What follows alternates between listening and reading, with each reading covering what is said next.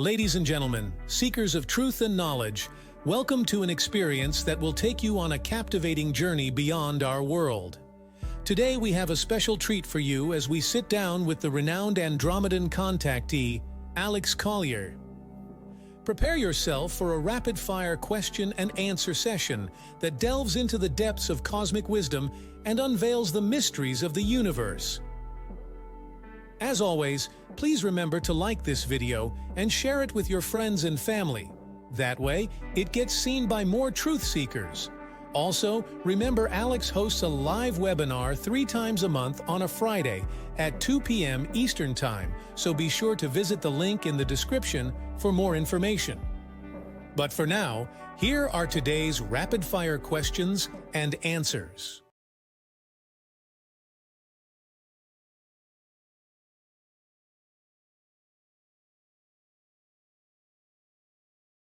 You remind us we have royal DNA, and my heart smiles when it hears this.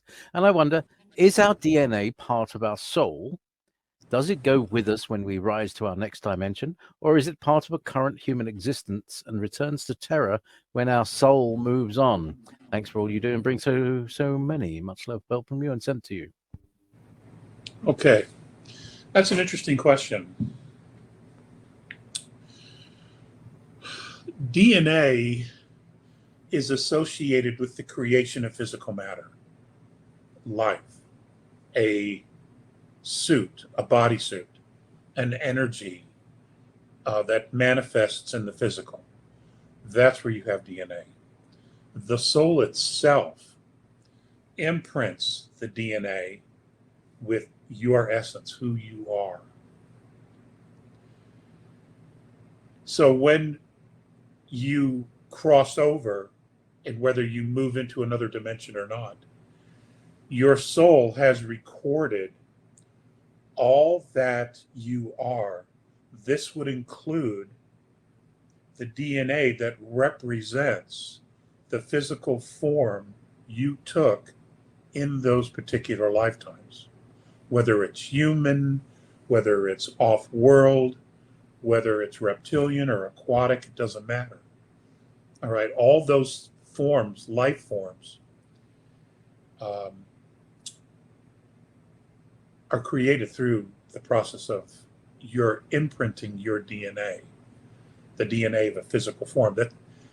We manifest the DNA in order so that our soul can take its place, its presence in a physical realm. All right, DNA is not the soul, though the soul not only imprints the DNA, your soul also records your experience in specific DNA life forms.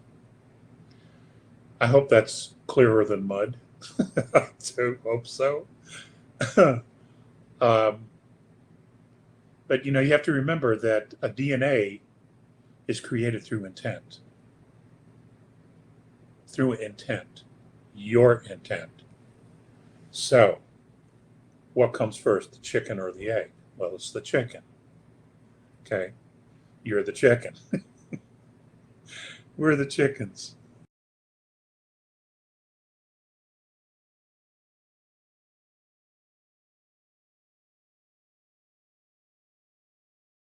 Planet Terra has a consciousness. Does she also have a soul? What is the Andromedan perspective on this? Do the Andromedan motherships have a soul? Thank you. Planets do, yes. So do suns. So do stars. They are a living consciousness. The A's mothership, no. It is organic, but the consciousness that it holds is the members of the crew.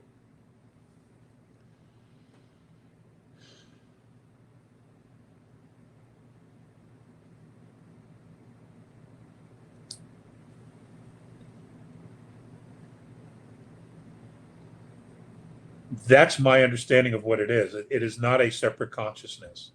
They do use limited AI to manage specific, very specific functions on the craft.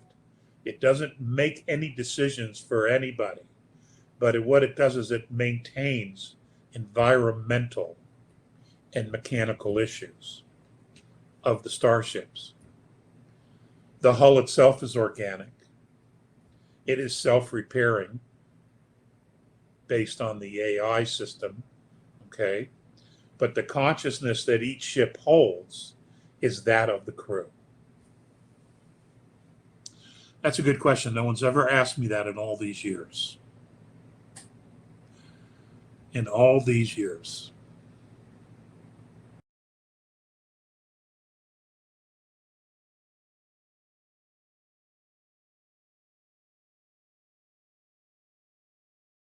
I have two questions. First off, there are floods all over the world going on right now, again in my hometown in New Mexico that recently burned.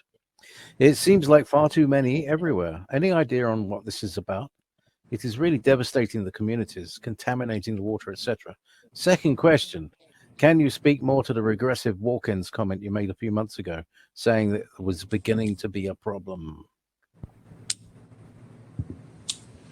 Okay, well, let's deal with the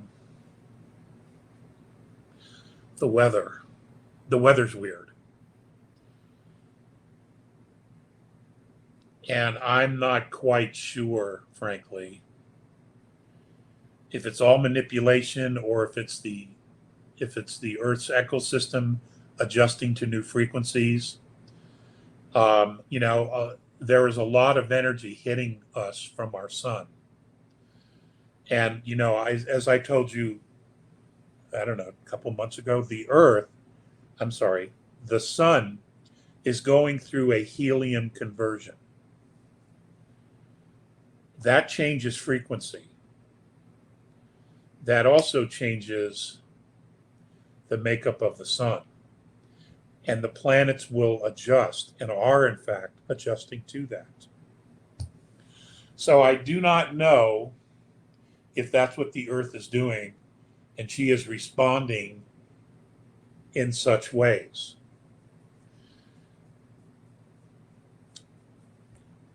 When I hear about areas being flooding, the first thing I think of sometimes is that all that water is somewhere going underground.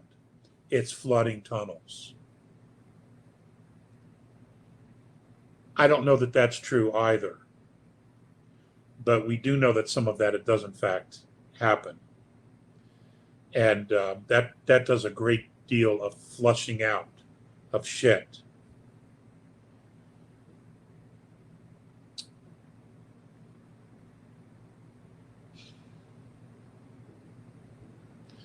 Or is it weather war? I don't know. I don't have those answers. I see the same thing. The weather here in Colorado has been hotter than I think it's ever been for the longest period of time. We've had some thunderstorms, incredible thunderstorms, where in an hour, 2.5 inches of water comes down. It snowed 2 days ago up in the mountains. Okay. July 29th, Estes Park had a foot of hail. They had to bring out snow plows to clear the street. July 29th. So it's just weird. It's just weird.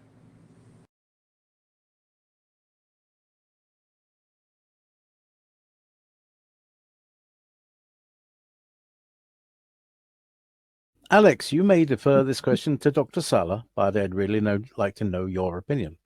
The planetary corporations, ICC, Dark Fleet, have had much success in trading biologicals to other races for technology. How will human trafficking ever end on Earth if the Imperial Fleet is having so much business success in space?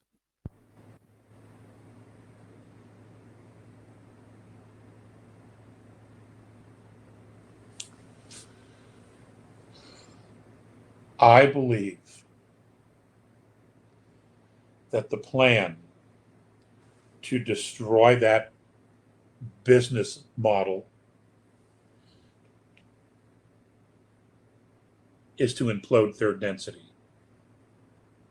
That's the goal, is to implode third density in this area of our galaxy. And what that means is that as a band, as a bandwidth of frequencies, it collapses. So where we start is 4 and then 5. Now, this eliminates not only that model, it also eliminates dark attachments, satanic, dark, spiritual attachments in lower fourth. It'll eliminate virtually all of that because they're feeding off of third density. You see, they're feeding off of us, off our emotions and our blood and everything else. It solves a whole lot of problems by eliminating third density, having it collapse itself.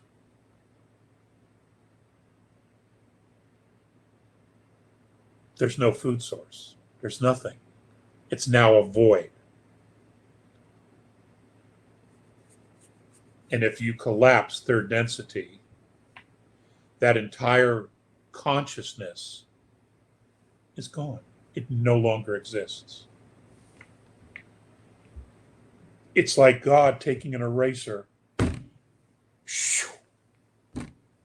All done. All done. And all those broken pieces go straight to source.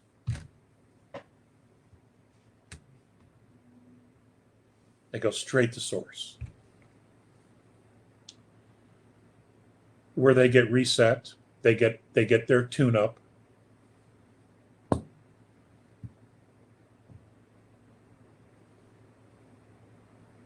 They have their oh fuck moment. And we get to continue to move on and fulfill our purpose and our mission. That's how I see it, and that's what I'm sticking to. Because that's what the A's told me was going to happen nearly 50 years ago.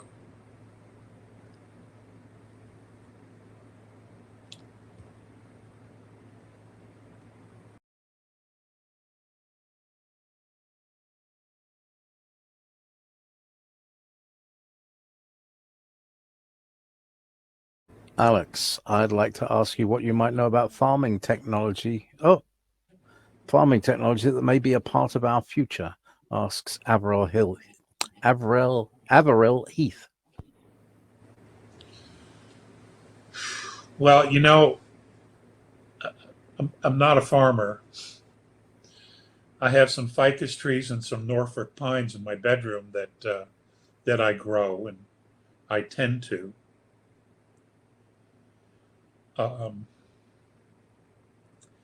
You know, I grew some garlic once, but I'm not a farmer. But, you know, in every community, there's golf courses. And in some communities, there's 3, 4, 5 different golf courses.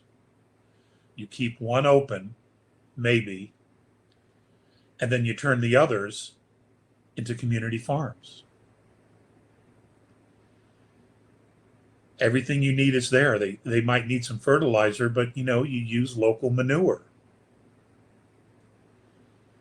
Or you get as much Miracle Grow as you can and add some things to it, and you grind it with the manure into the soil, each fairway, and you start growing crops. The water is there.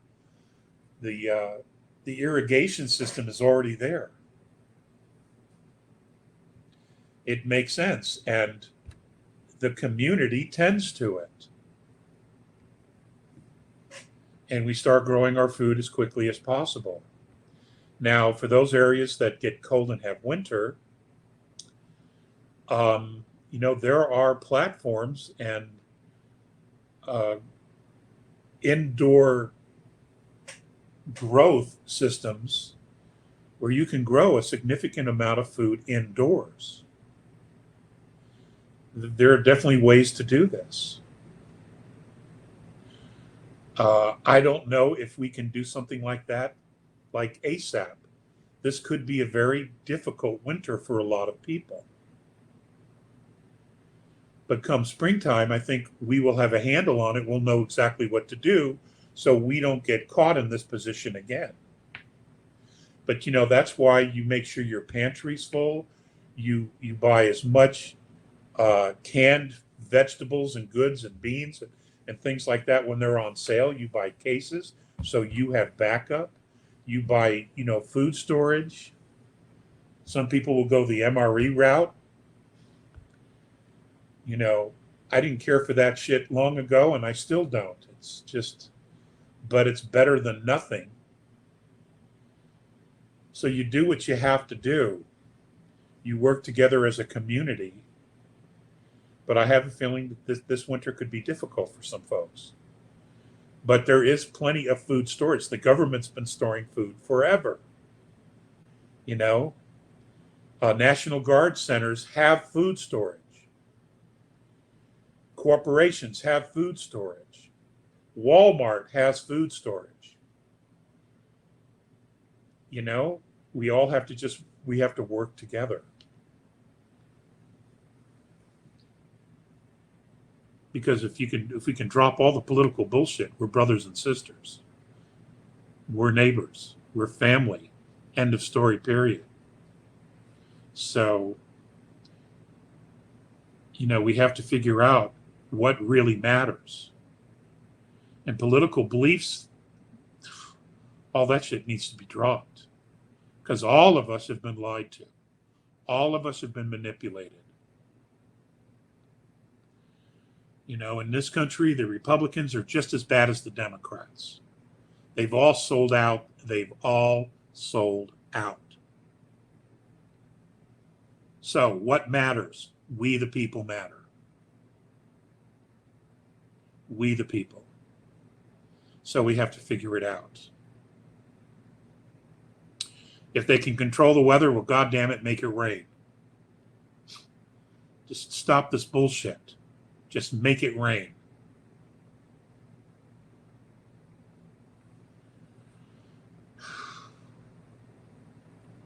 If I were in charge, I'd do things very differently. But I'm not. I'm not.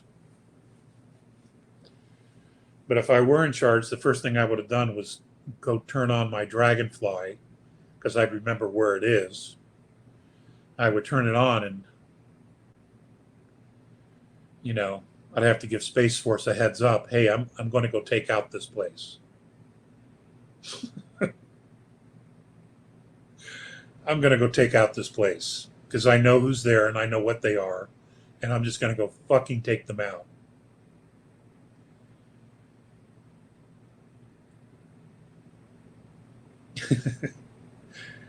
So I don't know if that would help. Probably not. Because I'm still driving a car. Anyway, I'm just as tired and fed up as you are. I really am. I'd like to move things along.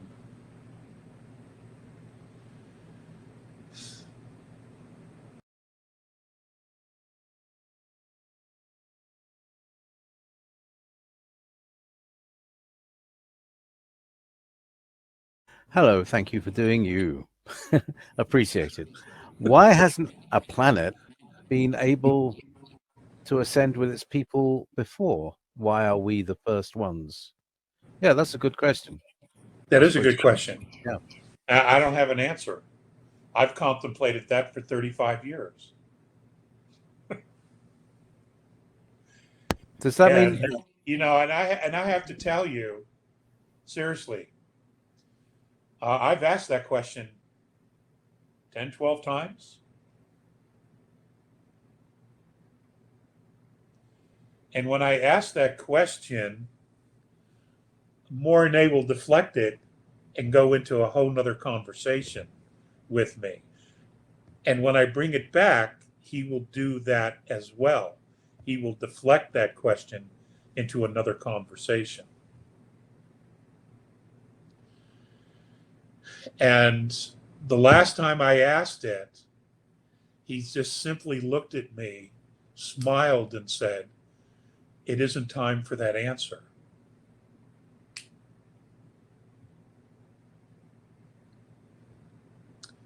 Guys, he said, "It isn't time for that answer."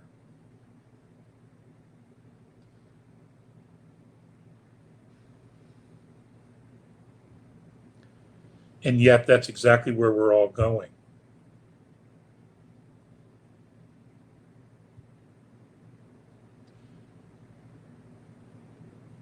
So I'm wondering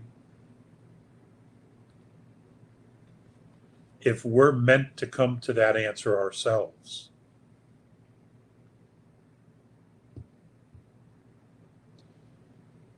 Individually and then collectively come to that answer ourselves.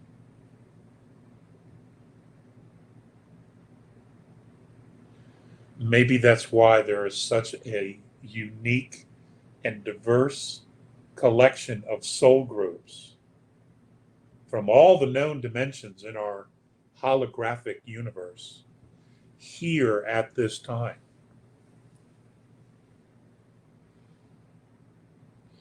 Maybe we're meant to be the first to do it.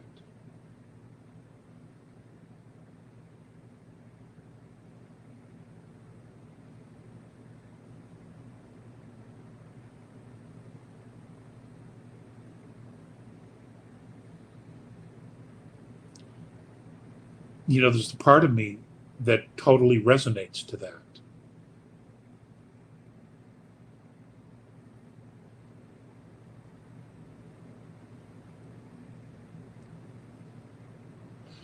You know, on a soul level, I absolutely resonate to that. That makes sense to me, which is why we're all here from all these different places with all this different experience, with all this different knowledge. But when I go into my head,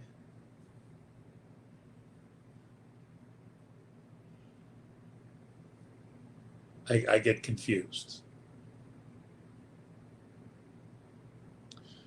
You know, because, you know, my head's not that smart. It has knowledge,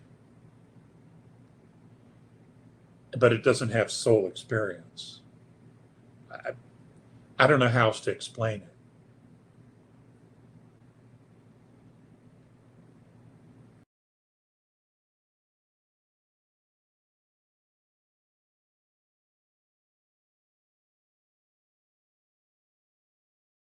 With the planet being a living biosphere and vibrates with energy, which I wonder if the crystal structure within the planet has a connection to this.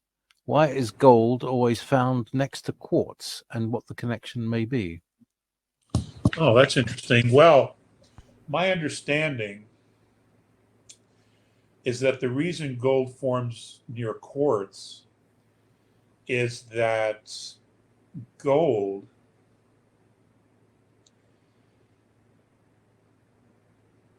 is captured light from stars that have gone nova. It's captured light.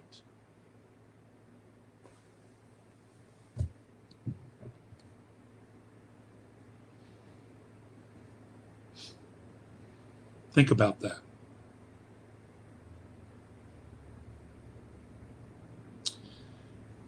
And crystal's light. It captures light. It is light. Solidified light.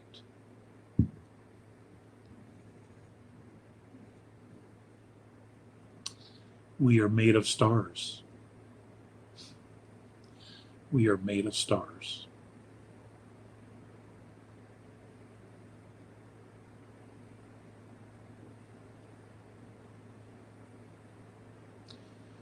So I gave you something to research.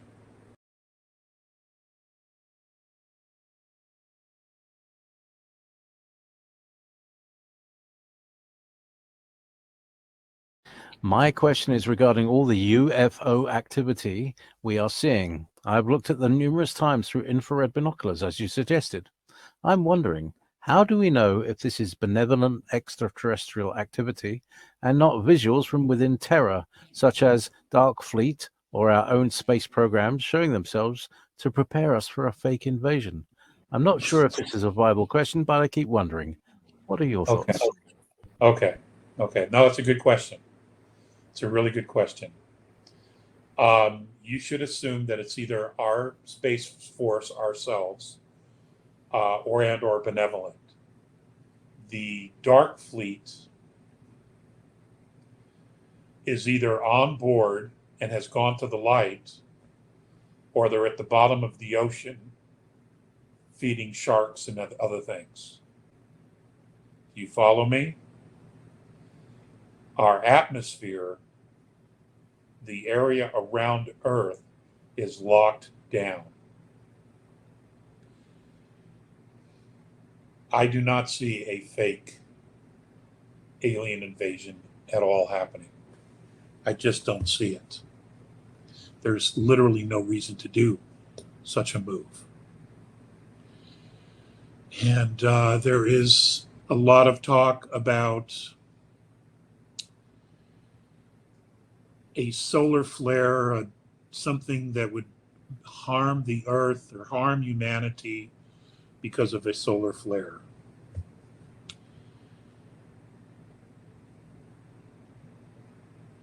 But that's not my lane. That's someone else's material, and I'm just making you aware of that chatter that's out there. Should there be something, a flare of very hot helium coming off our sun, because it is going through a conversion, as I said earlier, ships could very easily park themselves between us and the sun and redirect that energy. In fact, you may have seen a test of that just a few days ago. And I do not know the woman's name, but it was posted, and she was able to capture a very significant event that was taking place between us and the sun. So it could be that they're running maneuvers to do something like that.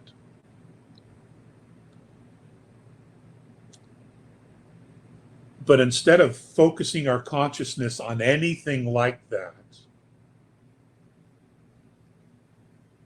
we really, really should be focusing our consciousness on here and now, where we are in this present moment, and focus on controlling the things that we can control, which is how we think, what we want, and where we put our own energy. In other words, on being present here and now and focusing on what it is we need to do to protect ourselves, to have food, to go through this transition of our entire financial and political system completely collapsing on itself because it's corrupt and it's dark. It's absolutely dark. It needs to collapse. And what we're going to do on a local level in order to ride through these changes. Not on things like that which we can't control. Because the Alliance knows this. They're already way ahead of us. But we have got to take care of ourselves. We have got to be unconditionally responsible for ourselves. And that's where our focus needs to be. Not worrying about things we cannot control. So focus on the things you can control. And this way you don't have to worry about that stuff and be afraid. Okay? because that's not, one, it's going to distract you. Two, it's going to lower your vibration because it's going to hang over you in here. Don't even worry about it. Don't even worry about it. Okay? Worry about the things you can control and fix. That's the job. That's the mission right now. That's you, yourself, your family, your loved ones. Just do that. There you have it, fellow truth seekers. An enlightening and exhilarating rapid-fire question and answer session with the remarkable Alex Collier, sharing his profound encounters with the benevolent Andromedan extraterrestrial beings. As we continue our cosmic journey, let us embrace the wisdom of the Andromedans and carry their message of love, unity, and compassion with us. Together, we can create a world where humanity stands united, ready to embrace the wonders that await us in the vast expanse of the universe. If you found this rapid-fire question and answer session fascinating, hit that like button and share this video with your friends and family. Subscribe to our channel and ring the notification bell so you never miss out on more captivating content like this. Thank you for joining us on this incredible adventure. Until next time, may the stars guide you on your path of enlightenment and exploration. And remember to always seek knowledge and stay curious. If you want to get the latest information from Alex Collier, we host a live webinar 3 times a month on a Friday at 2 p.m. Eastern Time. For more information and dates of upcoming live webinars, please visit alexcollier.org. Please click on one of the above videos to seek more of Alex Collier's knowledge.